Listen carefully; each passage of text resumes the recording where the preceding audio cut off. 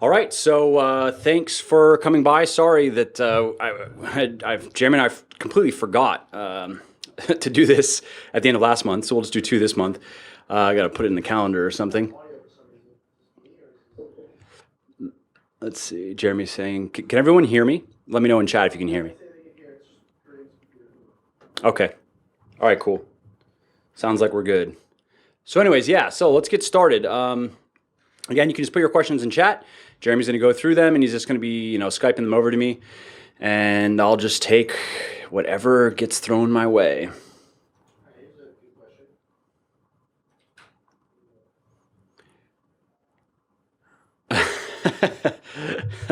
How about a training video with you and Brittany Perillee? I don't know what my wife would think about that. No, I would do it for fun. I invited Brittany to come on the podcast just to talk about training and stuff, and she didn't want to. So I was like, oh, okay. No, I mean, I think she just like, she didn't really like doing interviews and stuff. So I was like, oh, that's cool. It's just an idea. All right, so get to the next question here. So how to get back into lifting after a few weeks of a break? A few weeks, like it depends. If you take 1 week off, you can just come back, as you know, and nothing changes. 2 weeks off, you'll come back. Maybe you'll lose a rep or two. You're not going to come back. You're not going to lose muscle. Like if you were to do nothing in terms of weightlifting or resistance training or whatever, and eat like, not enough protein, it would still take a few weeks before you actually start losing muscle. Like you're going to come back weaker, but that doesn't mean that you've lost muscle in, let's say you take 2 weeks off, but you just kind of keep your diet right. And let's say you eat around your TDE and you eat enough protein, you're going to come back where you left off, basically. If it's 3 weeks plus, if it's at a point where you've lost several reps, then who cares? You just drop the weight. And work in your rep range. If it's been like, in the past, my wife's from Germany, so I used to go there when we were just dating. She lived there for a couple years and we were kind of doing the long distance thing. And so I'd go pretty frequently. And sometimes I'd be there for 4 or 5 weeks. And there was only in the like little place where she lived, there was one little shitty gym, and it was kind of, I didn't have a car, obviously my own car. It was just kind of a pain in the ass. So sometimes I'd only get 1 or 2 workouts in a week, sometimes none, because then we'd be out traveling like, around Europe and stuff, and I'm not going to worry about it. So I would come back sometimes, after I'd only had done like some body weight stuff in the hotel rooms as we were traveling around after 3 or 4 weeks of that. And it's just hard. I mean, I just would like go lower weight, higher rep, just kind of get back into the groove. I'd usually end up nauseous from my workouts. It just was what it was. But within a few weeks or so, I found like I could be off for 4 weeks or mainly off for 4 weeks and then come back, and within a few weeks just be back to where I was when I left off. And also it's just worth saying that like if you could just get in 1 or 2 workouts a week of heavy lifting, and that's what I would do now. Like I'll be over in Europe at the end of the year, and I'm just going to shoot for, we'll see. We'll see where we end up going, what we're doing. But if it's possible, I'm going to shoot for, 2 or 3 workouts a week, and I'll probably just do like an upper lower or maybe a push pull legs just to maintain. And that's totally fine. That's good enough to maintain. And so I think that's it on that. So next question, what's your research process when considering a new product for Legion? I guess there's a variety of things or factors. One is looking at what is actually selling, because on Muscle for Life, when I link to different supplements and stuff, different things that I recommend, things that I take and use, I can track those sales because I participate in Amazon's affiliate program, and that they pay a small percentage, anywhere from like, depending on how much stuff you sell every month. It ranges from like 4 to 8.5%, I think, on product category and stuff.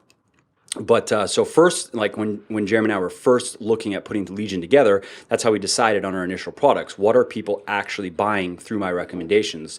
Because then that's a safe place to start. I knew that if I could make those products, if people were buying a lot of pre-workouts through my links, and I make my own pre-workout, then I shouldn't have a problem selling it. And so there's that, and then there's, of course, just looking at the category in general. Is it a popular category? Is there a lot of competition? That's good. If there's not a lot of competition, that's not good, because that means that it's just probably not a viable type of product.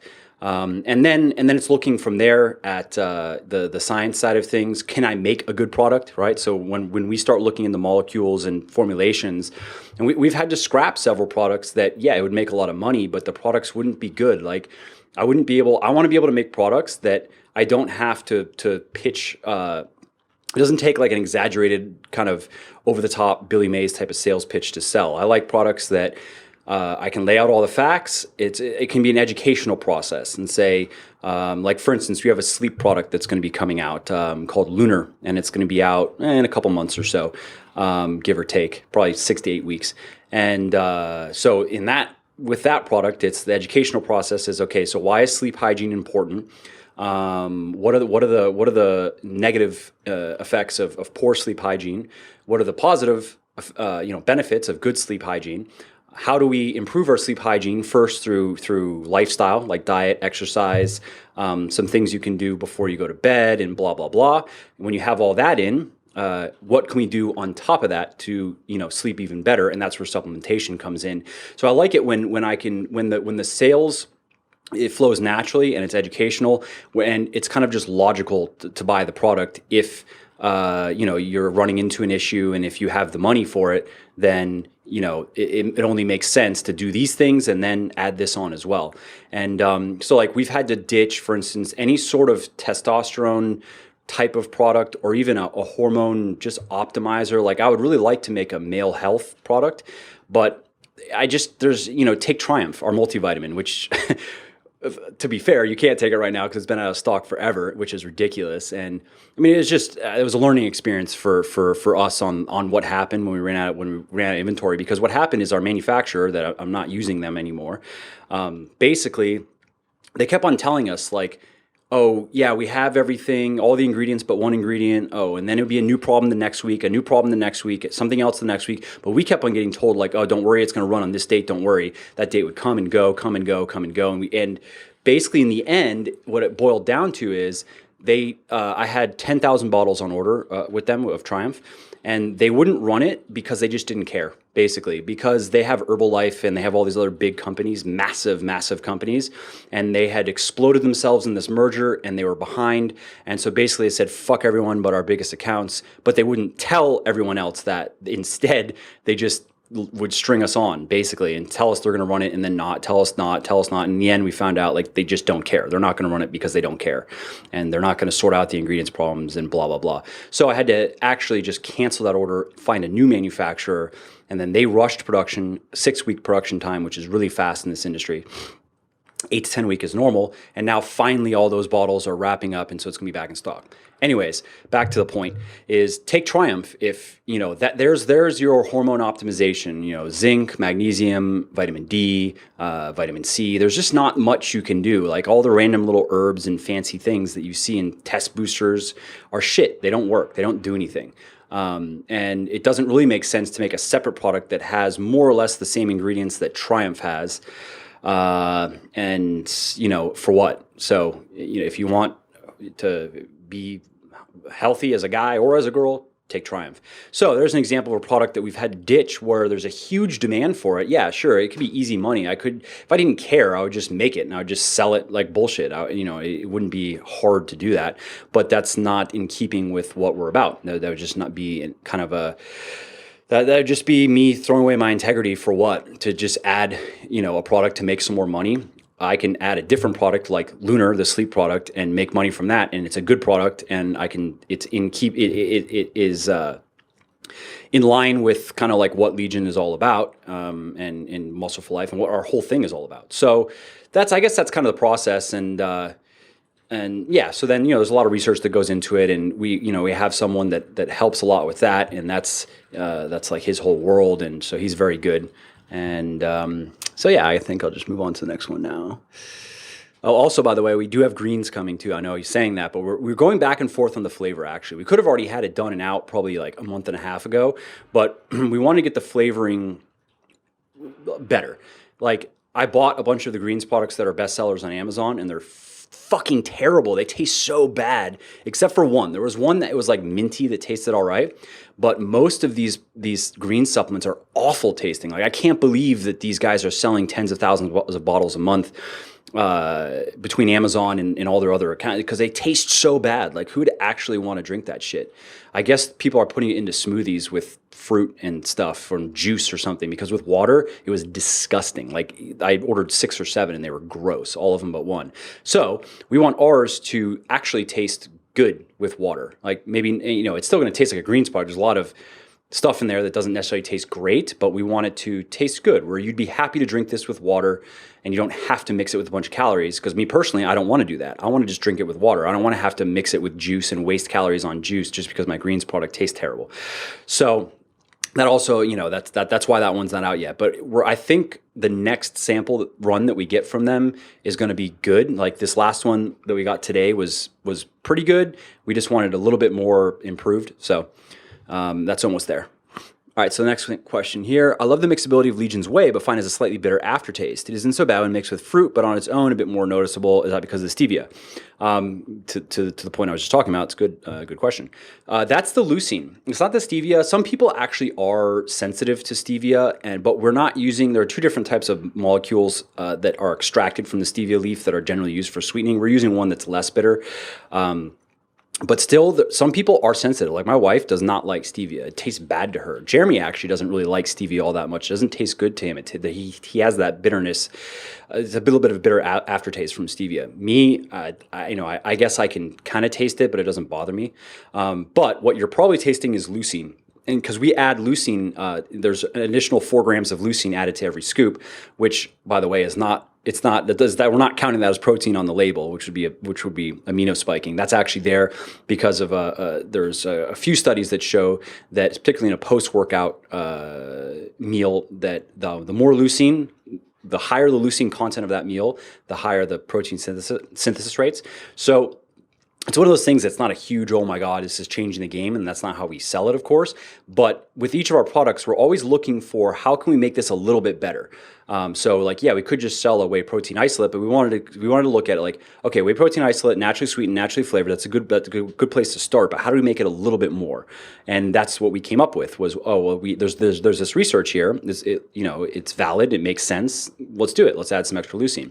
The problem, though, is that, and we've learned this now, leucine, it tastes like shit. If you buy it just by itself, like in bulk, it's terrible. It's really awful tasting. And therefore, it's very hard to mask, especially when you're using natural sweeteners, natural flavoring, and we don't want to just have to have 5 grams of malto per serving. There's like less than 1 gram of malto per serving, because maltodextrin is great for cutting bitterness. So we're using a little bit of malto because for that reason, and we don't want to just have to put a bunch of malto. So basically, what we've decided after getting a lot of feedback selling thousands and thousands of bottles is that we're just going to remove the leucine, and we're switching over to an even better tasting, higher quality protein.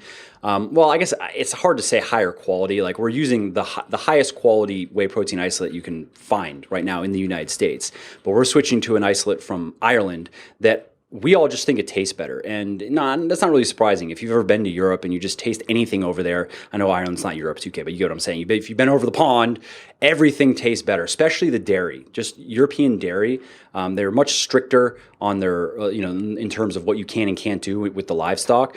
And it's been like that for generations and generations, and also with the land itself. And so the net effect is every single food thing, except for steak. I would say American steaks are better for some reason, but everything else in Europe tastes better. Everything. Eggs, dairy, grains, fruit, vegetables, everything. Like, you're surprised at how good an apple can taste when you go to Europe and eat, an apple that you just buy from the grocery store. Like, this is the best apple I've ever fucking had. What is going on? So that's what we're doing. We have to get rid of the leucine because of this reason. It doesn't taste good. And some people are very sensitive to it, meaning some people, they just think it's gross. I think it's like, I can see that. Again, I think I just have a Rottweiler's palate or something, because I'll just like before, when I just use Forge, but before I train fasted, I would have leucine. I just mix it with water and be like, yeah, whatever. But some people like gag when they try to do that. So we're getting rid of the leucine, but we're switching to a protein that tastes even better. And we've done more work on the flavor system as well. And so I'm excited for that protein because it's really good. Like, it's really, really good. I think we've done a good job, and we've worked a lot on our current protein to make it as unbitter as possible. And I think that our next stuff is at least 25% better tasting without the bitterness. So that's kind of the story of the Whey. Next question. On chest and ab day, how long does your ab circuit typically take? The dips, crunches, and air cycles, I feel like it takes me forever, so I wonder how long yours take or lasts. Yeah, it's a couple minutes. I mean, you do your cable crunches. I'm always in like the 10 to 15 rep range on the cable crunches, and then you go do the leg raises, and I'm usually doing like maybe 30 to 50 of those, and then doing 30 to 50 air bicycles. And so it's a few minutes. But again, remember, you don't have to do a ton of these. Like if you just did 3 of those 3 times a week, that's plenty. Some of the people that I speak with that really like want to go after their abs a lot, or just can. And again, it's not super necessary. I mean, again, I think if you did 9 total ab circuits a week, just split them up 3 days, that's plenty. It really is. Some people, they really just want to do more, so they do 6 in each workout for like a total of 18. And I guess that's not like bad, but it's just overkill. So you shouldn't have to spend more than 10 or 15 minutes on your abs, basically, is what it boils down to. Quick question here on when is Stacked coming, an update, beta release, so forth. So basically we're I'd say we're like 70% there in terms of getting to beta. They're working on just a lot of like all the basic functionality is there and it's working. There's just a lot of bugs right now and just working through some different functionality stuff. I'm actually going to be sending out an update soon though. It's just being coded. So, the page is being put together. So you can see how it's going to work and you can see the design and I'm excited for it. The whole thing has dragged out and taken a lot longer than it should have. Again, mainly because the designer is just a lazy asshole and took forever. And it was really my fault for choosing him, though. I should have known, just given my previous history with him, that why would I go with him again? Even though he swore he would get this done. And on the flip side, he's done a good job. Like his design is very nice, and I think you're going to appreciate the aesthetic of what he's done. But the design was supposed to be done in the end of January. So what has happened is the coders have had to kind of work piecemeal on it. So whatever, learned a lesson there. But in the end, it's not going to matter because the design is basically done. I'm chasing up on him to the designer to get the last couple things done, but it's basically done. It's the app is I'm excited because it's just so much better than anything else is out there. I know I always say that, and you'll see when you get to use it, and you'll see in this update at least you'll see some of the functionality and how it looks. But there's just a lot of it's a clean, intuitive app built by someone that actually lifts weights and knows the most important, like what needs to be really good about these apps to make them more useful than just a Google spreadsheet. Because even some of the better apps out there that people use, I think, I won't call any out in particular, but I'd say the best that I've used are like not bad. There's nothing in it where I go, I like that. There's a reason why I should use this over a Google spreadsheet. Really, I mean, because you can just lay out in a Google spreadsheet everything and then just roll through it. And if all you're doing is just recording your numbers, which is generally all you're looking to do, you don't even need an app to do that. And also, with like 82 in-store purchases and stuff, just annoying. So I'm going to say, what do we have? September like 9th or something. I'm going to say that if by the end of this month, if the coders, the dev team, if they have all these bugs that they're working on right now wrapped, where basically it's good to go, all the core functionality that you're going to want to use. There'll be some peripheral stuff that we're saving for last, but like really the core of the app done by end of the month. I think that's a realistic target. And then everything else, like through beta testing, like start selling it, I'm thinking December, January.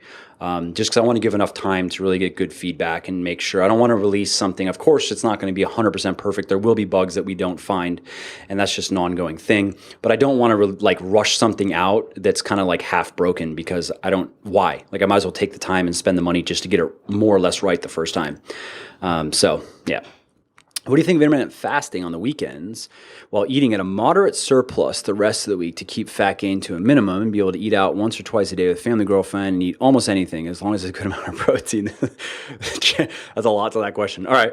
So intermittent fasting on the weekends while eating at a moderate surplus the rest of the week. Yes, calorie cycling is good. I'll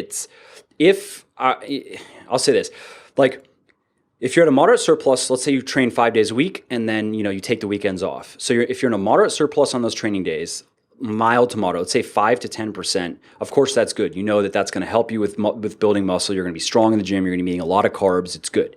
And then you can negate that surplus with a larger, more aggressive deficit, somewhere around 25%, maybe even as high as 30%, depending on how big your surplus is during the week. On like Saturday, Sunday, when you're not training, you don't need as much calories and so forth. And, you probably go, you just eat less carbs essentially is what you do. Nothing else would really change. But what you should know about that, though, is that's still not as good as just being in a moderate surplus or a mild to moderate. I'd say a mild surplus is really what it is. 5% that's a mild surplus, 7 days a week. Like if you, for muscle building purposes, because of course your body's still recovering Saturday, Sunday. It's not that, you finished training on Friday, so now all recovery is wrapped up by Friday night, so you can go in a deficit for 2 days. Your body is still recovering for several days, especially after, heavy, intense workouts. So if you're in my position, where I'm at with my body is that I've achieved the majority of my muscle growth potential. I've achieved. Maybe if I wanted to go really ham and I could gain another 10 pounds or so of muscle over the course of the next few years, but I'm not really looking to do that. I kind of have the look that I want right now. So calorie cycling for someone like me would make sense. Although really for me, I'm just looking to eat around TDE. But let's say I was like, 5 pounds lighter and I wanted to gain those 5 pounds, and I still wanted to stay lean because I like staying lean. And it's also kind of like relevant for my work just because most guys want to look lean. I mean, that's one of the big things. They want to have some muscle and be lean. So I need to represent, what most guys want to look like, just for the purpose of my work and, so people can go, oh, he walks the walk. But if that were the case, then calorie cycling would make sense where I would gain that weight slowly, but I would gain little to no body fat along the way. So if that's you, then yes, that could work for you. If you're like, let's say you still need to gain another 20 pounds of size just to even be happy with where you're at, then I wouldn't recommend that. I'd just recommend a good quote unquote lean bulk where you're in a mild surplus 7 days a week. And save the calorie cycling for in the future when you're more in my position where you're going, okay, I just kind of want to maintain my physique. I want to get stronger in the gym. I want to slowly gain some muscle over the next year or two, and without really having to bulk up from, let's say, 8% body fat to 15. I would more like to stretch out maybe from 8, maybe and get up to 10-ish, and because it's unlikely you're going to get your calories exactly spot on. And if you're going to calorie cycle, you're better off being a little bit on the high end. You're better off erring on a little bit of the high end than the low end if you're trying to, progress in the gym. So that's that part of the question. And then in terms of like IF, sure, if you like it, do it. Like I actually do it myself. Just usually because I skip breakfast on the weekends because I like eating fewer, larger meals on the weekends because my calories are lower because I'm not lifting. So I do eat a bit less on the weekends. Not every weekend. Sometimes I'll eat breakfast. It just depends if I feel like eating breakfast. Most of the time I don't. And I just start eating around 12 or 1. And generally, I like to eat more of my calories later in the day just because I enjoy it more. I don't have any other reason other than that, really. I just like having more food at night. And I'm not a super big breakfast person unless it's like pancakes or waffles or something that not that pancakes or waffles are bad, but I was doing the pancake and waffle thing like for months and months and months, and I just beat it to death and then lost interest in pancakes and waffles and then had nothing really worthy of replacing them. So I just started saving my calories for later in the day when I can make food that, dinner type of food that I want to eat, or as you were talking about, going out to restaurants. Now, eating out once or twice a day and eating anything you want, that's not going to happen, just to let you know. Unless, like, if you want to stay lean, if you want to stay at 10% body fat, this is for a guy, obviously, or under, and as a girl, 20% or under, you're not going to be going out once or twice a day on the weekends and eating whatever you want. No way. Because unless whatever you want is like low calorie foods, but that's not why you're going out. You have to realize restaurant food it can be delicious, but it's a nightmare for just dietary reasons, because you make food taste good, pretty much any food, by adding fat, by adding cream, by adding oil, by adding butter. And that's just what you do. So you don't know, you have no idea how many calories you're eating, and you'd be surprised. You go to a restaurant, and if you're going to go hard and you're going to be like, ooh, I want 2 appetizers and I want an entree and I want a dessert. Depending on what kind of cuisine that is, I mean, that could be thousands and thousands of calories. That could be 3,000 calories. That could be 5,000 calories. Depends on what you order. So you can imagine, like, eating 1,000 to 1,500 calories at a restaurant is like being very conservative with your intake. That means that, like, you intentionally chose lower calorie options, basically. So just know that, and it's, you can do it eating out twice a day, but you need to know foods, you need to know macros, or you will end up overeating. I guarantee it. So what'll happen is you'll be in a surplus through the week, and then you'll go out on the weekends, and you might think that you're not that high calorie, but you're eating 1,000 calories more per day than you think you are, and so forth. So, all right, next question here. Can I train fasted on a bulk diet? Is it a problem for muscle growth? I actually like training fasted, so I understand. I just like the feeling of having an empty stomach, but I will say, if you have some protein, or really actually, if you have some carbs before you train, like 30 minutes before you train, if you have, let's say, 50 to 80 grams of carbs, 50 to 60 is probably enough, really, you're going to be stronger. You're going to notice, and not just stronger, but, like, for me personally, that's a difference of like 20 pounds on my squat. It's not a small amount. So it's kind of counterproductive. When you're bulking, you want to be pushing as much weight as you can, and you want to be pushing everything as hard as you can. So fasted training, it's very likely that you're going to be stronger by having food before you train. Also, it's very likely that you're going to be stronger training later in the day. I wrote an article about this a while ago that, for whatever reason, I think it was guys in particular, tend to be stronger later in the day. And from what I had read back then when I wrote the article, it wasn't exactly clear why. The most likely reason was hormone fluctuations in hormones throughout the day, where anabolic hormones are a little bit higher later in the day, which doesn't mean anything for muscle growth per se. But it's just gets a little bit of a boost for strength. So if you're bulking, like, ideally you would be training probably around 4 or 5 p.m., where you've already eaten, food throughout the day, and then you're having carbs before you train, protein as well, because you might as well. And then, of course, afterwards, you're eating protein, carbs as well. So, but if you want to train fasted on a bulk, sure, you can do it. It's not going to get in the way of muscle growth at all. I would recommend that you have something like Leucine or HMB or BCAAs before you train fasted, just to counteract some of the muscle degradation that occurs, or some of the accelerated muscle degradation that occurs. All right, next question. Would you rather be shredded but 5 feet tall, or skinny fat and 6'5"? That's fucking great choice. Oh shit. What? I don't know, dude. 6'5"? That's so absurdly tall.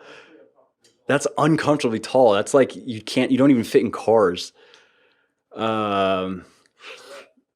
I guess I'd just be a shredded midget, dude. At least I could still do what I do. I could be like, yeah, whatever. I'm 5 feet tall, but look at me, dude. Here, check out how I do it. Like a shredded Danny DeVito. Oh, that's great. That's great. Okay, next one. Is reverse dieting completely necessary? I know a lot of McDonald's simply suggests eating at maintenance for 2 weeks and then bumping up for a surplus. What do you think? It's a good question. I think the biggest benefit of reverse dieting is preventing you from just going ham on food after you've been in a deficit for a while, because there's no question that after you've been in a calorie deficit for 8, 10, 12 weeks, whatever, that your body is primed to store fat at a rapid pace. So the last thing you want to do is finish your diet and then just start slamming down food, especially high fatty foods, because you are going to gain fat back very quickly. So I think that's the in terms of like TDE, the reduction in calories burned. It's not so much a reduction in your BMR. Like if you look at the Minnesota starvation experiment, which I've talked about in different articles and podcasts and so forth, these were guys that it was during World War II, and there was like simulated starvation, like as if they were prisoners of war. So this was like 6 months of, was it 6 months or no? I think it might have been a year. I don't remember now. It's been a little bit since I've looked at it, and they were eating about 1,500 calories a day and burning over 3,000 calories a day because they were doing physical labor and stuff as if they were a prisoner of war. And after many months of this, in terms of, I think the biggest reduction in basal metabolic rate was about 15%. So, and that's true starvation. If you're eating half the energy that you're burning, you are starving your body. I mean, a lot of these guys, they looked like prisoners of war afterwards. So it's more a reduction in your total energy expenditure, which is expressed in different things like you're going to burn a little bit less energy when you are exercising. You're naturally going to move less. It's called non-exercise activity thermogenesis, NEAT, N-E-A-T, where some people are very high NEAT types where they fidget around, they move around a lot, and it actually can add up to be quite a lot of calories in terms of energy burned. And you have low NEAT types that are naturally just like slothful and just sit there and don't move.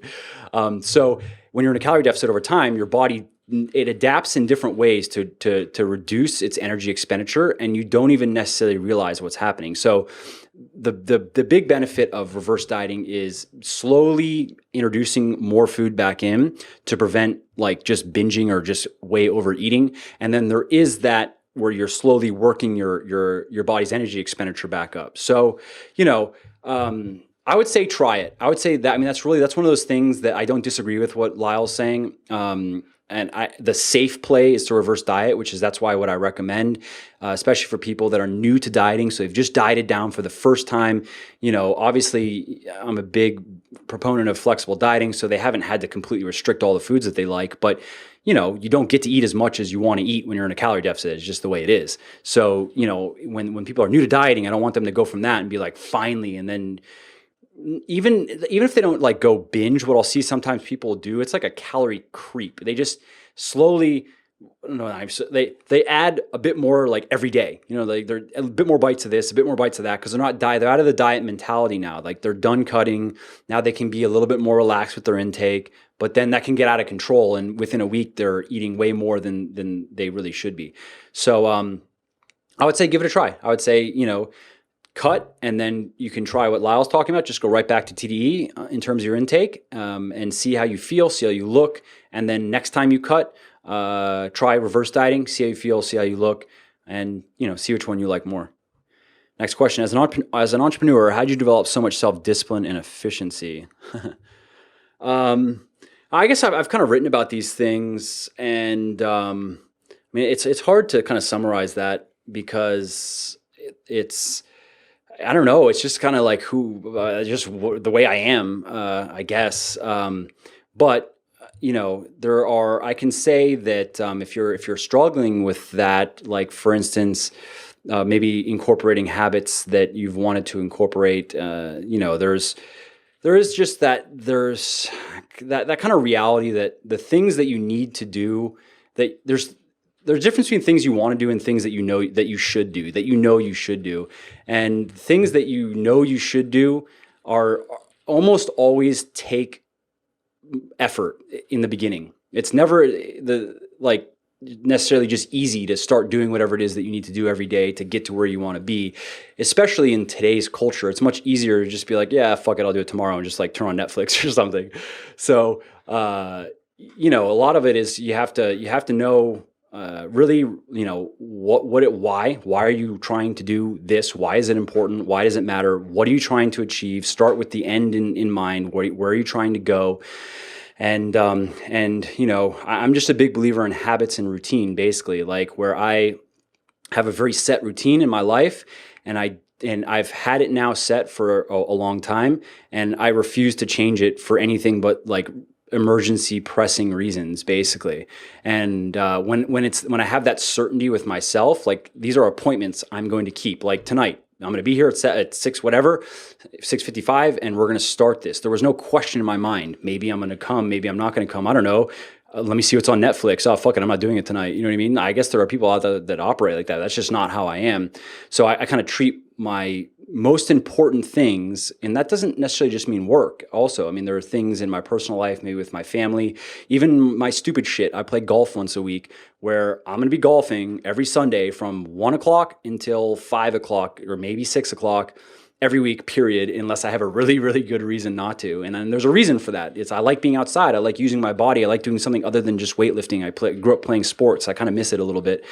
And so it's a valuable activity to me. So, I'm kind of just rambling, but that's, there's, I'm going to be, I think a good way for me to help with these kinds of questions is we're going to send out the first one this week. I'm going to be doing kind of a books of the month type of deal.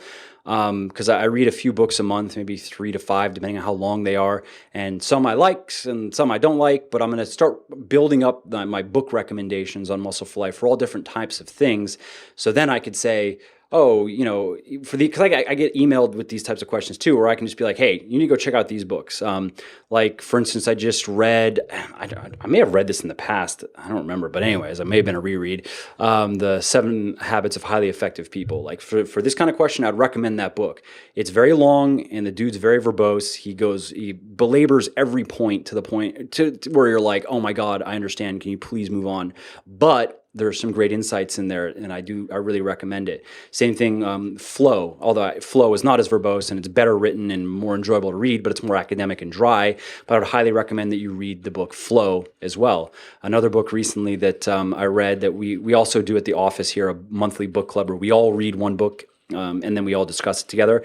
There's a book called The One Thing, which I recommend, that I think is very good when we're talking about efficiency, because efficiency is good, like being able to get a lot done in a short period of time is good, but you need to also be able to prioritize and know what are the most important things that need to be done. Because when we die, our inboxes are going to be full, our to-do lists are going to be still too long. We're never going to get all the things done that we can think of done.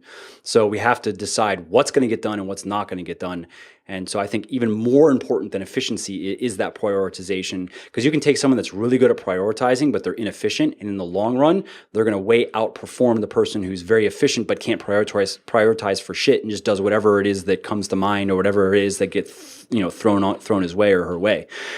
So anyways, I think that this little book thing that I want to do, I'll be curious to see people's feedback if they like it, but I'm going to be sharing like some of the key takeaways, some of the things I really liked from the books, and it might help you, where if you like any of the things that I liked about it, it might help you go, oh, I should read that book. Next question. Is it possible... Oh, yes. Okay. So, would you substitute cardio with yoga once a week? Yeah, sure. You have to look at the calorie burn of it. It depends on the yoga, obviously. Like if it's just stretching yoga, you're probably not going to burn much in the way of calories. But if it's more power yoga type stuff, then I'm sure that you can burn a fair amount of energy, especially if you're doing a little bit of like, if it's a, 45-minute class or something like that. But yeah, I think yoga is great. I actually used to do it myself once or twice a week. And I felt, I liked the stretching, and I also just felt good after. I don't know. I felt it's a different feeling than working out. So I think yoga is great. All right. So any advice on rehabilitation? I haven't done upper body workouts in 2 months now due to forearm tendon pain. Any ideas? Tried to test that a few times and it messed it up even more. Rehab is really not my specialty, and I don't have much insight. Like, I know things that I've read and I know from working with some people, but I myself have not really worked through, like, I strained my back deadlifting this week, which is the first thing that I've had really happen in a long time, that beyond just like showing up, working out and leaving and rinse and repeating over and over and over. And which was random. It wasn't even that heavy. It was like 415 and it felt totally fine. And I was, at the top of a rep, and it just felt like my back was like a muscle spasm. Like it came almost like a little bit, like I just lost tension in my lower back, and now it's sore. And, I don't know, I might have to wait a couple weeks before I deadlift again. So I know that, like, if you're having tendon issues, you have to rest it. That's super important. You have to stop doing whatever it is that's pissing it off. Very, very important. And, that's the guy that I work out with was having some, it was somewhere in his elbow. It was like golfer's elbow type thing, because he's actually started golfing again, and also working out with me. And basically, for about 4 or 5 weeks, he had to, and he didn't push it to the point where it was a problem. It was just starting to bother him. And he had to, for 4 or 5 weeks, he couldn't do, I think it was side raises, actually, is what he couldn't do. So no side raises whatsoever. Not lighter weight, not, oh, I'm going to try it, not, I'm only going to do one set, nothing. He didn't do anything that put any stress on the tendon. 4 or 5, maybe 6 weeks go by, and then it's fine again, no problem. He also was getting massage. Massage, depending on the problem, massage can help. I get massage once a week for just that reason. If you work out, intense type of workouts, they put a lot of stress on the body, and they're going to cause muscles to, remain tight, that they can't relax. So the next time you work out, there's a better chance that you can hurt it, which may be what happened with my lower back. I don't know. It's kind of random. But again, it could have been even like at the top, I didn't fire my glutes properly. That was my guess when I was looking at it. Because, just a little tip, when you're coming up on the deadlift, once the bar kind of gets to your knees as you're coming up, the motion, and it's a lot of glute, flexion. That's kind of what finishes. Like, the whole movement isn't so much picking the weight up, it's actually more moving your hips forward. So when you're down, your hips are back, you're down, your bar's on the ground. It's not just like squatting the weight up. It's more a movement of thinking of like putting your crotch forward and standing up as you do that. And at the top, your glutes are, you're firing them as hard as you can.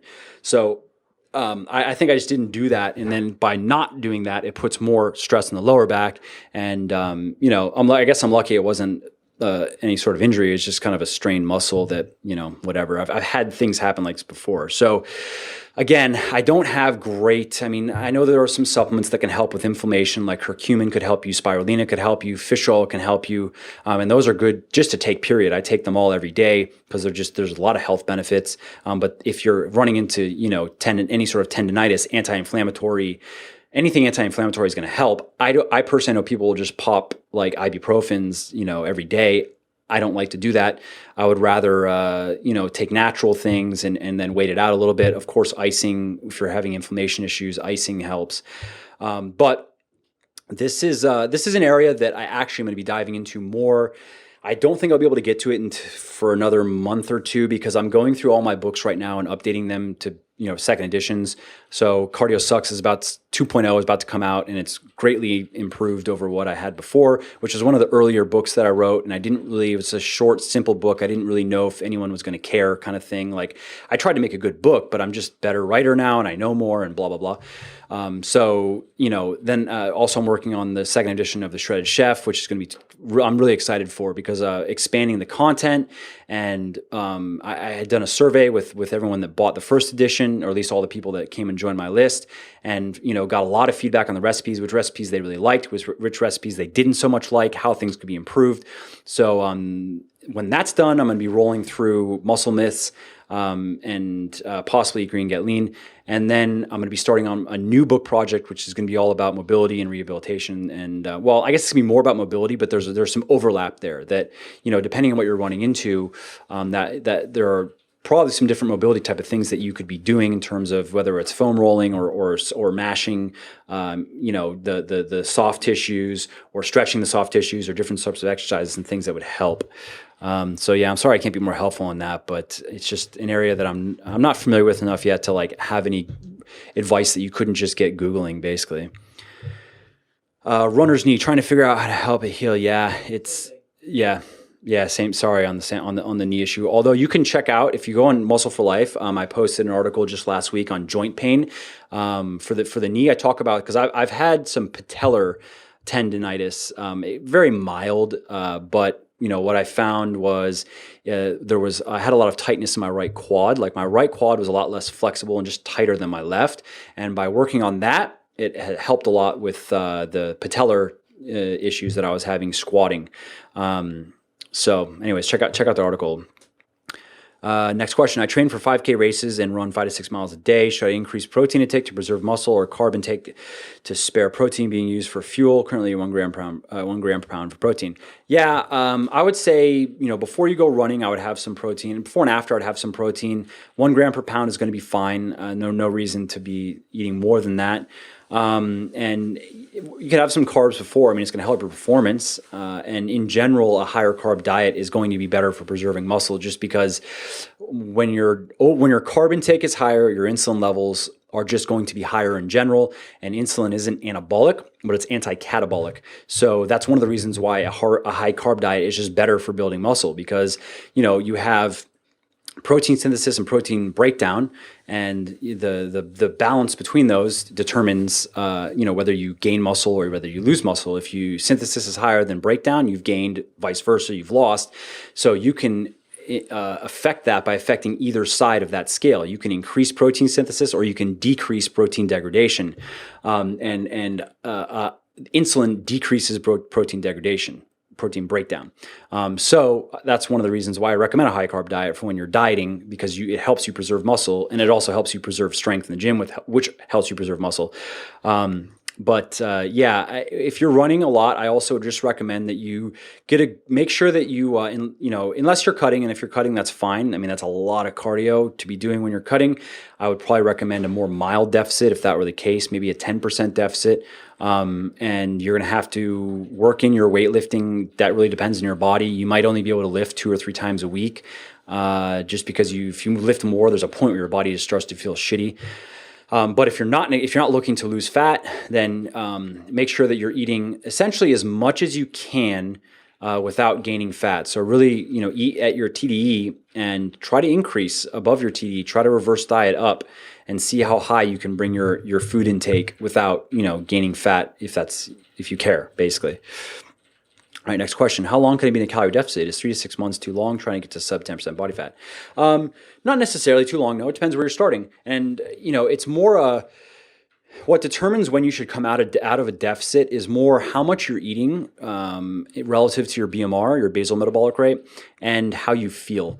So if you're at a point where you've cut your calories down, you've reduced them down to your BMR, maybe even a little bit below BMR, you're not feeling very good, you have low energy, you have low libido, you're not sleeping good, you just kind of feel run down, it's time to come out of a deficit. And that goes back to what we were talking about earlier. You could reverse diet out of that, which is what I would recommend, or you can jump up to TDE and see how your body responds. Again, in working with a lot of people, I can tell you for a fact that reverse dieting is reliable in that you're not going to put on fat and you are going to feel better. And it's really only adding 4 weeks or so to get to TDE. It's not like it's a 3-month thing to reverse diet. So if you're kind of new to dieting, then I would recommend that. If you're not, and you already know that you can just jump to TDE, fine, then do it. But there is no set, don't cut for longer than blah. It's really like, once your intake is down around BMR, you don't want to go way below that. So like my BMR is about 2,200 calories. I end my cuts, I have never gone lower than 2,000 calories a day. And just because I know that the lower you go under BMR, the worse you're going to feel. There is a point where your body goes, all right, settle down. This is too much. So I'd play it by that. If you're wanting to get below, getting below 10%, I can tell you that if you're starting around, let's say 13, 14%, you want to get down to, let's say 8% or 7%, you're looking at probably 3 months. If you're starting above like 15% or above, I wouldn't even try to go straight to sub 10. I would get to 10 first and then reverse diet. Just take a break. Even it just gives you a psychological break from being in a deficit for that long, that it's going to take to get there. Make sure that you're back up to TDE, your weight's stable, and then go for the 10% to 7%, which again, I mean, that could be 8 to 10 weeks for sure. Just because fat loss is slower. As you get leaner, it gets slower because you're dealing with stubborn fat. You're dealing with fat that's just resistant to being mobilized. And you can supplement to help. That's where supplements can help, particularly in fasted training. You have like caffeine, you have green tea extract, you have yohimbine. Basically, the stuff that you're going to find in, like, if you're going to have a Legion fat loss stack, which we're going to be releasing soon with our new website, by the way, is you have Pulse for the caffeine and also just for the other stuff. But in terms of fat loss, we have caffeine, and that works synergistically with several of the ingredients that are in Phoenix, and as well as yohimbine, which is in Forge. So that's kind of the fat loss stack. You take those together, And you can do that at any point in your cut, but I would say it is very noticeable once you get down to that. If you're a guy, down to around 10% body fat, 11% body fat. If you're a girl, 20, 21%, and you want to start going lower, I can tell you for sure that it is noticeably faster when you are supplementing with those supplements and training fasted. And again, it's not even really like a supplement pitch of my stuff. Whatever, buy whatever brand you want, but I can tell you that caffeine, green tea extracts, synephrine, the stuff that you're going to find in Phoenix, plus yohimbine, that works really well for accelerating fat loss, and especially accelerating stubborn fat loss. And it's also nice. I've noticed that once you get down to, let's say, anywhere from 6 to 7, 8%, and you stay there for a little bit, if you come back up, it for whatever reason is easier to come back down. Just like how once you've built muscle once, it's if you can not train for years and go back and gain back quickly. There seems to be a similar effect with body fat, where once you've gotten to be pretty lean and you stay there for a while, your body becomes resistant to getting fatter. I talk about this in an article on Muscle for Life. If you search Muscle for Life, you search set point, SET, new word point, you'll see an article I wrote on this, where your body becomes more resistant to just being fatter. It kind of, its new default becomes this leaner state. If you do get fatter, which of course you can, you eat enough food, you'll get there. It's for whatever reason faster to get back to that leaner kind of set point. So there's a benefit there. All right, next question. Everyone knows the maximum necessary protein is 0.82 grams per pound of body weight. And if we allocate more than that, people say it's too much protein. What does this mean? What if I like eating protein? What if I weigh 170 pounds but enjoy eating 350 grams? Damn, you like eating that much protein? That's crazy. If I'm eating my minimum fat intake of 0.4 grams per pound and carb intake fueling workouts. All right, so I'll summarize that question because I was kind of rambly. So basically you have this, in terms of protein needs, you'll hear like the standard gram per pound you'll hear that a lot. And then you'll have some people say you do not need more than 0.8 grams per pound. And, I think that there's when you look at, there's quite a few studies out there on protein needs, especially protein needs of athletes. And here's the thing. As you get leaner and as you have more muscle, you need more protein, especially if you're in a calorie deficit. I would say 0.8 grams per pound per pound is not enough. If you are in my position, like if I wanted to cut right now and get really lean, that would not be enough. I'd be better off eating more. Also, even for the satiety effects of protein, I would be upwards of 1.2 grams per pound. But if you're not in a calorie deficit, is there really a difference, practically speaking, between 0.8 grams per pound and 1 gram? Probably not. It's not like you're going to gain so much more muscle because you're eating, a little bit more protein. But again, some people, they freak out about this. You know what I mean? Like, what are you talking about? You only need 0.8 grams per pound. No, you don't need 1 gram per pound. Like, dude, I wrote an article on the Legion blog actually about protein needs and summarize quite a few studies are in there that I reference. And, with certain things, I like to be kind of on the safe side, where if you want to be on the safe side, especially if you're a lean person with a relative amount, if you have a decent amount of muscle and you train regularly, eat 1 gram of protein per pound and you're going to be fine. If you, for whatever reason, need to squeeze in that extra 3 bites of Pop-Tart or something, then okay, fine. Drop it to 0.8 grams per pound and eat a little bit more carb if you really want to. But, it's kind of just splitting hairs. It's a pointless argument. It'd be the argument would at least be worthwhile if we were talking about 0.3 grams of protein per pound versus 1 gram, because then that would free up quite a bit of calories for other things. But we're not talking about something so minor. And so no, 1 gram per pound is not too much. Now, if you want to eat 350 grams of protein per day, sure, you can. I'm trying to remember I was just looking at a review recently on protein intake and upwards of 400 grams a day. And if I remember correctly, in people with healthy kidneys, it was fine. But you realize that you are sacrificing your carbs if you do that. And that's not ideal unless you can, 175 pounds, unless you have a crazy ass metabolism or you're on a crazy amount of drugs, you're not going to be able to eat a ton of calories. And if you're eating 350 grams, I mean, you could be eating, let's say, 170 grams of protein per day, and that's an additional 170 grams of carbs that you could be eating. And that's going to make a huge difference in your training. That amount of carbs on top of whatever you're eating now is going to be like big difference. You're going to notice it every workout. You're going to be stronger. You're going to have more energy. You're going to have that more high insulin anabolic environment, which I was talking about earlier. And so you are actually sacrificing something, because let's say you did 350 grams of protein per day and like 200 carb and some fat. That is, for muscle building and strength building purposes, is quite a bit worse than 170 grams of protein and let's say like 400 grams of carb and some fat. I mean, that's a huge difference in terms of training and what kind of results you're going to see from your workouts.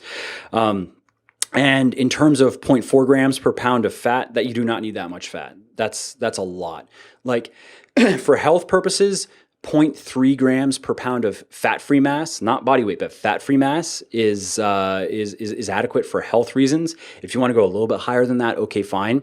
That's why when cutting, I recommend 0.2 grams per pound, just because that works out to be about 0.3 grams per pound of fat-free mass. And it's easier for people. So you're getting enough protein, you're getting enough fat for your health, but you're not quote unquote wasting or spending a bunch of calories on fat that could be carbs, which are going to make a much bigger difference in your cut. And so even if you're not cutting though, like if you're bulking, I guess if you want to eat that much fat, you can, but it's a bit more than you need. What do you think of mini cuts? If you think they're okay, how many times throughout a bulk should they be done? I'm not really a fan of mini cutting. If you're bulking, I recommend that you just don't blow up your diet so you can stay in a Jeremy says impossible. So you can stay in a mild surplus, and really drag it out. So like, let's say you're a guy, you're starting at 10% body fat, give or take, or you're a girl starting at 20% body fat. If you're going to bulk, I would like to see 4 to 6 months before you're up into that, before you've gained the 6 or 7% body fat that necessitates cutting. And that means sticking to your diet. I mean, that means like, you have to, instead of just going out and having cheat meals or cheat days, it's much smarter to save your calories on those days. So like if you're going to go out to a restaurant at night and eat a bunch of food, just eat protein throughout the day. So come into that meal at night with basically all your carbs and fat that you can then, go ham. I mean, you only can eat so much food before you just are disgusted with yourself. So if you can minimize that damage, then you can do that by what I just said. And I'm not a fan of mini cuts because I feel like, in my experience, when you're bulking, you get into this, when you're doing it well, you're doing it right, you get into a rhythm, and there's like a momentum that gets built where every week, you're sleeping good, you have high energy, you have high glycogen in your body, your workouts are good, you're making gains every week on reps on your big lifts, and that gains on reps turns into gains in weight. And I feel that in my experience with my body and just working with people, that throwing in mini cuts can screw up that momentum for some reason. So I'm not a fan of it. I think it's totally fine if you're maintaining. If you're in a position where you're just happy with your body and you just kind of want to keep it the way it is, and you eat too much, like let's say you go, somewhere for the weekend and you're like, I don't give a shit. I don't get to eat food like this. I'm going to just eat everything. And you gain a pound of fat over the weekend, and then you go into a deficit for a week to get rid of it. Who cares? Why not? You're just trying to maintain anyway. But that's a luxury. I mean, you have to earn that basically, and you get to where you want to maintain, and then you can have more flexibility. But if you're not there yet, I recommend just a more traditional mild surplus, long periods of time, push heavy weight, progress in your lifts, and save the mini cuts and the calorie cycling and all that stuff for when you're more just in a maintenance mode. All right, next question. Any tips for finding someone to train with? All my friends are too lazy and flaky, as I've discovered the hard way. Got any tips? No.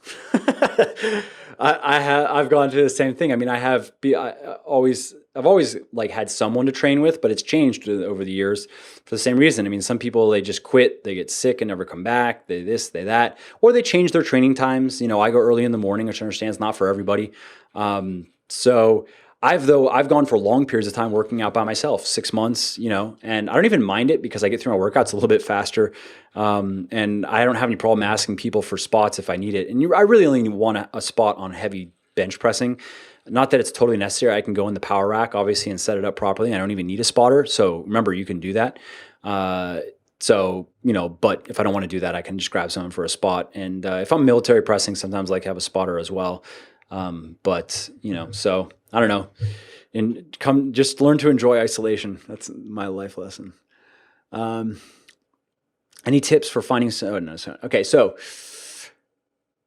hey, Mike, understand, in order to make gains, one must be in a calorie surplus. Can the calorie surplus be calculated on a weekly basis? For example, if my TDE is 2,000, and in order to make gains, I have to bump it to 2,200. Instead of eating 2,200 every day, can I eat 1,800 on 4 days and eat 2,700 on the remaining 3 days, even though I'm in a calorie deficit on my training days? Thank you.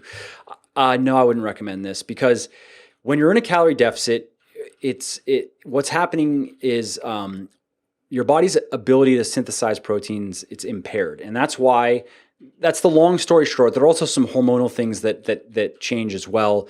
That is why it's very hard to build muscle when you're in a calorie deficit if you're not brand new to weightlifting. So when you are trying to maximize muscle growth and you're trying to maximize strength progression, you want to basically have no days in a deficit, basically. Now, of course, if you're like in a surplus 6 days or something like that, and then you're in a deficit 1 day for whatever reason, it's not like you've screwed everything up. But the more days in the week that you're in that you have that surplus, the better it is for your training. And I mean, period. That's just is what it is. So I kind of covered this just a few minutes ago, so I won't go all back through it. It kind of goes back to that mini cut point. Is I know that's enjoyable. I understand, because then you get to, for whatever reason, if you're thinking like Friday, Saturday, Sunday, you're going to eat more. Friday night, you're going to go out. Saturday, you can go out. Sunday, you're going to, go to the family dinner.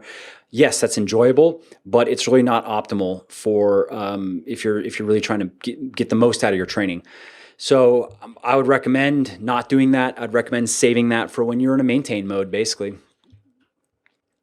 Do you run into people that tell you how lifting is not healthy and that counting calories doesn't work? If yes, how do you deal with it? Yeah, I know. It doesn't remind me of today. Someone came on Muscle for Life today, and they had like 9 different Discuss accounts for the comments, and started a conversation with themselves. I know it's them because I can look at the IP address of the people that are posting. Idiot. So he's actually having a conversation with himself, like, calorie counting doesn't work. I ate, McDonald's for 15 days and gained 32 pounds. And then he would respond to his own thing with a different Discuss account, pretending to be somebody else. Like, yeah, this guy's an idiot. Calorie counting doesn't work.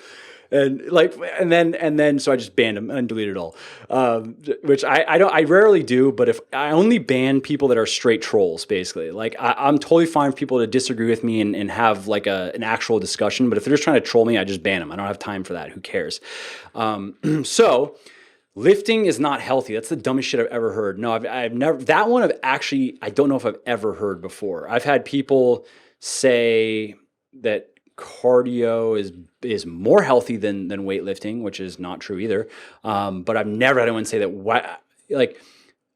There's research. If you search for like Google, like study lean mass mortality or something like that, you'll find that basically the amount of muscle that you have on your body is directly related to just all-cause mortality, meaning the less muscle you have, the more likely you are to just die one day of disease, of dysfunction, fall down, break your hip, and you're fucked.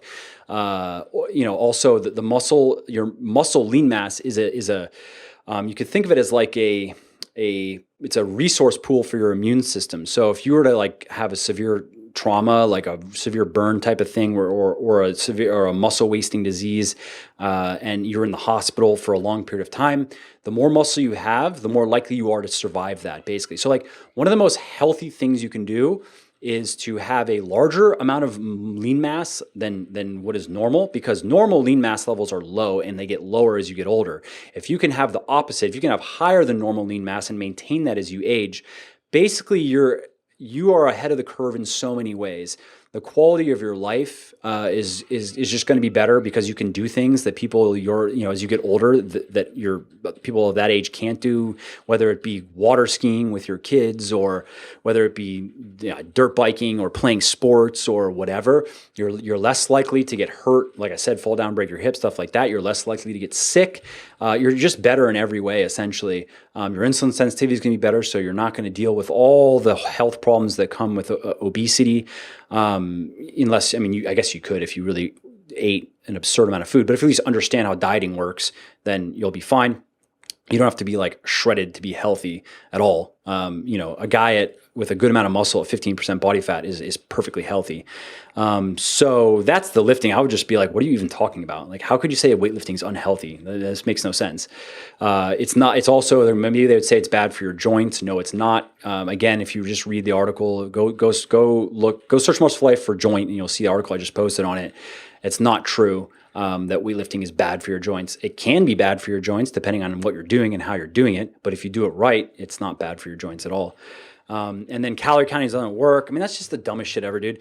Like, I feel like the calorie counters or the calorie deniers, sorry, they're like the truthers of the fitness world. And, I say that actually kind of tongue in cheek because I don't trust our government for shit. Who knows what they're up to? But you know what I'm saying? They're people that deny just the basic laws of energy balance. Okay, let's say this. They're the flat earthers. That's a better one. Calorie deniers, people that say that calorie counting doesn't work are the flat earthers of the health and fitness space. They're actually a fucking joke and they should just be shunned and ignored. There's a reason why the last century of metabolic research has shown that, this is unequivocally, there's no arguing this, that for meaningful weight loss to occur, energy intake must be less than energy expenditure.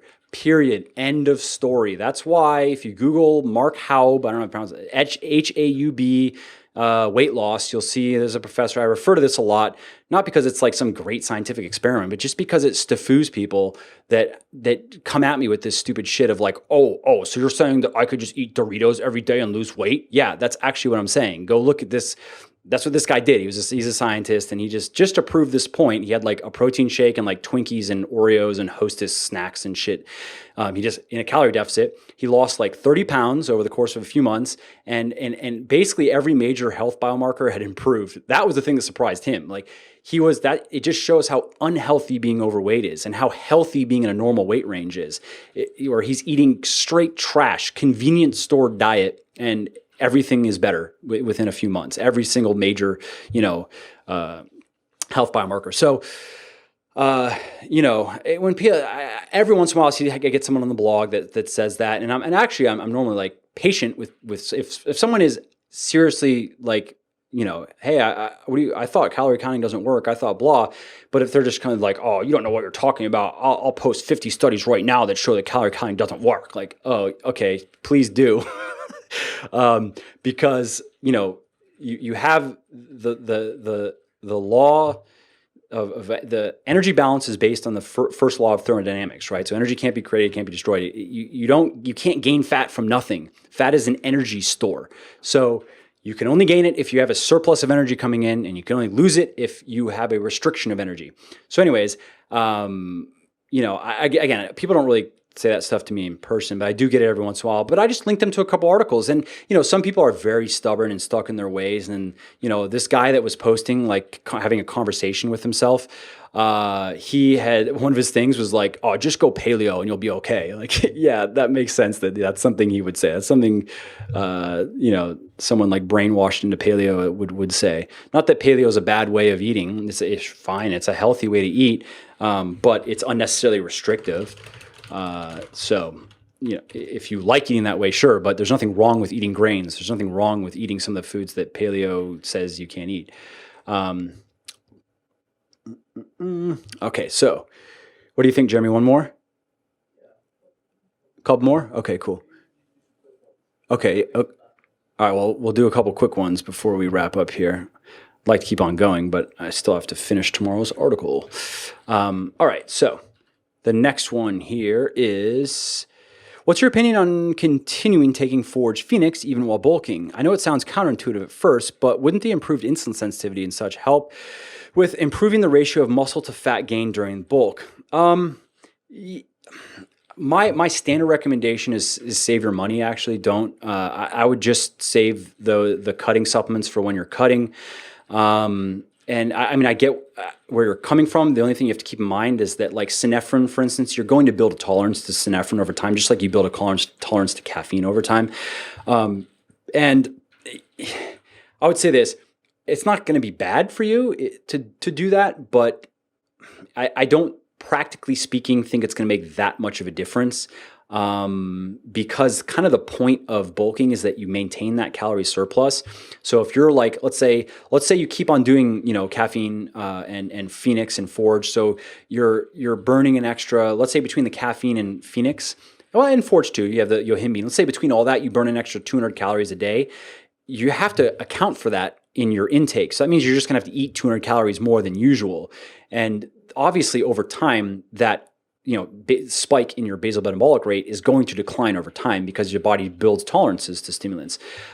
So if after several months it's now 150 calories, and it's just you're gonna have to eat it anyway. So yes, maintaining, of course, good insulin sensitivity is a big part of minimizing fat gain when you bulk, but there's not much you're going to do in terms of supplementation. I would say maybe berberine, outside of the standard stuff that I recommend, like fish oil can help with that. Making sure you're getting enough omega-3s is good for that.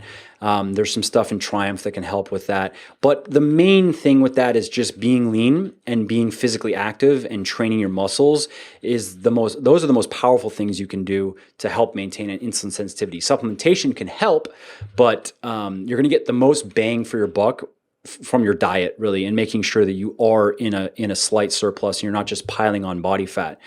So, I would say now just save Phoenix and Forge for when you're cutting, and when you're bulking, just make sure your diet is right.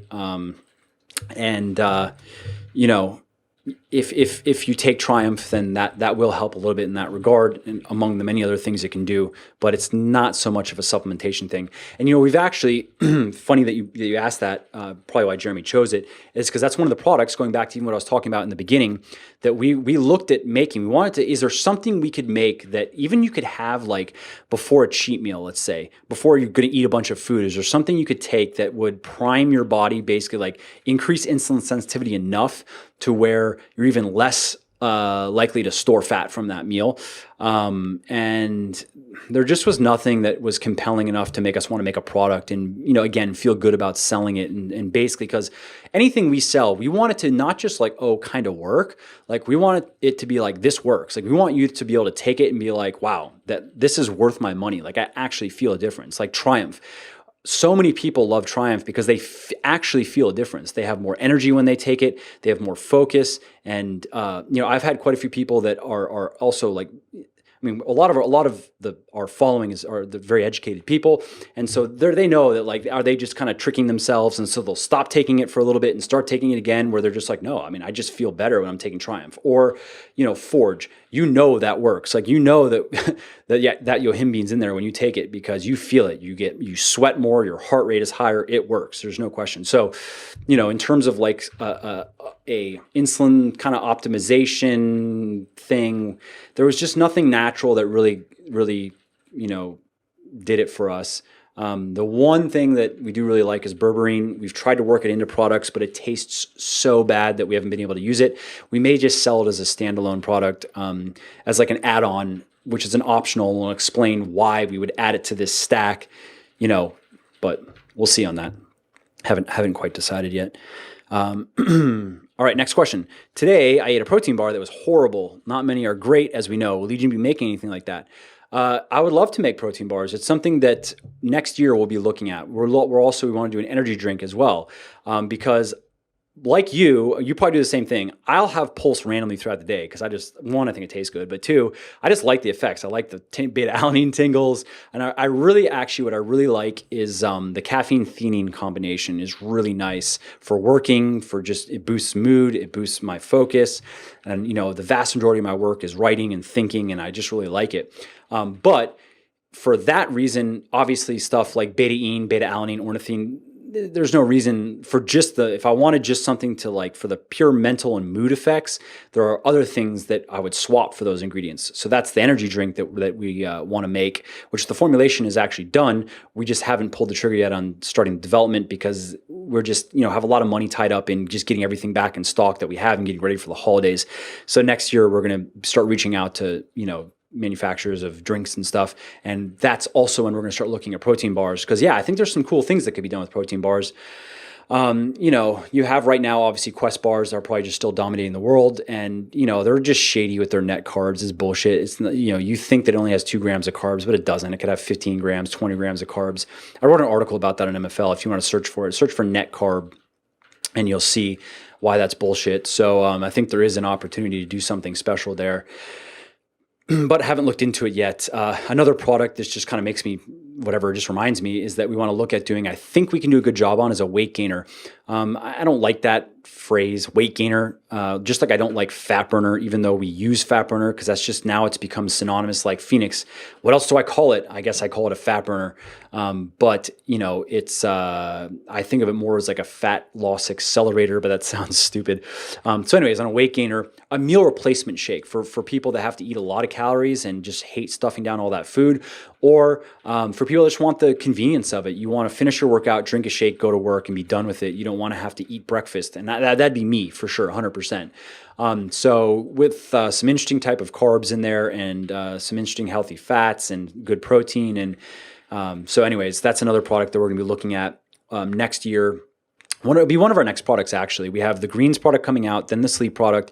Then we're going to be doing some more flavors of protein. We're going to be doing some big protein jugs, some new flavors of Pulse, I believe. I mean, we have watermelon coming out. I don't remember. Then we're going to do fish oil. That's going to be a new product. And then we're going to be looking at like some of these other things, like the energy drink and protein bars. Weight gainer will probably be one of the first things, just because I know that those products are popular, and I personally don't like them, and I don't recommend them because a lot of them are just full of shit calories. They're just full of like simple sugars and just crap. I'd rather people eat food and get some nutrients for that 1,000 calories. So that would be my idea for a weight gainer, be more like a nutrient dense, an actual, you could say healthy, but a nutritious meal replacement that meets all your macro and calorie needs. Next question. If you eat too much sodium, how long does it take to get rid of? That's a good question. I think it depends on body to body. Like Jeremy, he just holds more water naturally, and sodium will rock him, and he'll hold water for several days. Where from like him and I, if we went to eat the same foods, in terms of sodium content and everything, like, yes, I will hold water, but he's going to hold more than me, and he's going to hold it for longer. It's just the way his body is. So me personally, I notice it like if I go to a restaurant over the weekend and eat a lot of food, which also restaurant food, keep in mind, like a general rule of cooking is salt the shit out of it if you want it to taste good, basically. And in a teaspoon of salt, a teaspoon has about 2.3 grams of sodium. So you can imagine, if you're eating like, again, if I go to a restaurant and I have like 2 appetizers and I have an entree, I have someone else's entree. Sometimes if I'm going to go ham, I just eat everything. I can eat so much food in one sitting. It actually kind of blows my mind sometimes. But you can easily eat, what would you say, Jeremy? Like 10 grams of sodium? Yeah, I mean, in one go, if not more, depending on what foods you're eating. So if I do that, I notice that I'm holding water for about 2 to 3 days, 2-ish days, until it finally normalizes. And depending on how much I actually ate, of course, there could be some fat in there as well. So it kind of depends. But I would say that, if you eat a lot of food and after 3 or 4 days, you're still looking what you think is bloated, it's probably fat. And if you've brought everything back to where it needs to be and your sodium intake is back down to normal, your potassium intake is normal, because it's just the fluctuation that causes the fluctuation. So as it comes back as it normalizes, you should see that the water retention normalize. Last question. All right, so last question, and then I got to call it a night and finish writing. So at what point does it make sense to start adding in HIIT? I'm at 13% now, and I'm trying to keep my deficit moderate. That's a good question. I would say if you're at 13%, like what I've done, I've done it different ways. I've done no cardio just to see how lean I could get doing no cardio, and I found that I could get to about 10%, give or take, and I just couldn't get lower because I would have to have reduced my calorie intake too much, or tried to lift even more, and it would become a problem. And so I found that I had to add cardio at that point just to keep the body fat coming off. And so I would say, let's see. I mean, I've known guys and girls as well that don't have to do any cardio, period, just through weightlifting and diet. They just have fast, resilient metabolisms. their energy expenditure just stays high, and they don't have to do any cardio, and they can get pretty lean. Now, of course, girls that are getting super lean are doing cardio, period. But, I've known guys that can get down to the 8% range and girls that can get down to the 17, 18% range without any cardio. So it kind of depends on your body. You don't have to do any. If you're happy with your progress and you have a moderate deficit, then don't do any. But if you find that you get stuck, then that's when and you're tracking your intake and you make sure that you're doing everything the way it needs to be done, then you know that you have to burn more energy, and it makes more sense to add some cardio if you're doing as much weightlifting as you can. If you're doing like your 4 to 6 hours of weightlifting a week, I wouldn't recommend trying to bump that up to 8 hours of weightlifting a week, for instance. I would say add some cardio.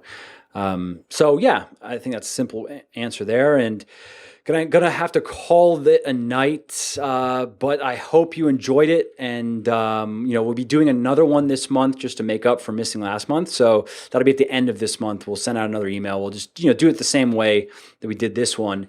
And so if I didn't get to your question tonight, sorry, we get a lot, as you can see, and Jeremy does his best. He does a good job sorting, getting through them and trying not to repeat questions that we've already addressed. So if we didn't get to your question, then just come next week or next one, it's gonna be in 2 weeks, 2 or 3 weeks. Just ask it again. And then, hopefully if it's something we haven't already covered or if something that, Jeremy tries to pick things that would be broadly applicable, then, there's a good chance that it'll get in the mix. So, I hope you like this and have a good night. And, article coming tomorrow on Legion. It's going to be on intermittent fasting, and I'm happy with it. It's coming together nicely. I think you're going to like it. So that's it for now. Have a good night, and thanks for spending the time with me.